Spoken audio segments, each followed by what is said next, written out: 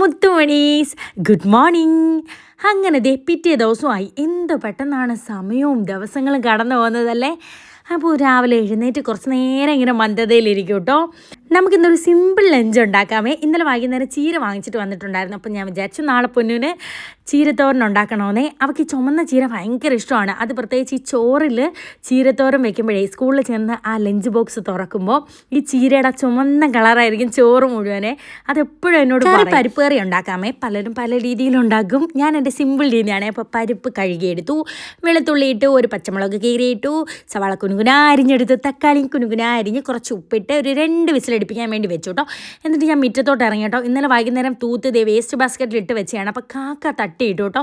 അത് ഈ കഴിക്കാൻ എന്തെങ്കിലും ഫുഡാണെന്ന് പറഞ്ഞ് തട്ടിയിട്ടതാണ്. പിന്നെ അതൊക്കെ തൂത്ത് വരിക്കളഞ്ഞു. പിന്നെ സ്നാക്സ് ആയിട്ട് ഒരു ഈത്തപ്പഴവും നട്ട്സും എടുത്ത് വെച്ചു.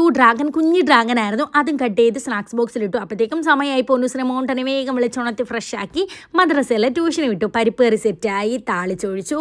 പിന്നെ ഞാൻ റൂമിൽ പോയി ഗുണ്ടയെ വിളിച്ചുണർത്തി. എഴുന്നേക്കൂ രാവിലെ പോകാൻ സമയം. ഇന്നും ചോറാണെങ്കിൽ പ്രശ്നം ഉണ്ടാക്കും കേട്ടോ. ഇന്നലെ ചോറായിരുന്നു, അതുകൊണ്ട് ഞാൻ വേഗം പൂരി ഉണ്ടാക്കി. സമയം രാവിലെ പോകുന്നത് അറിയത്തേ.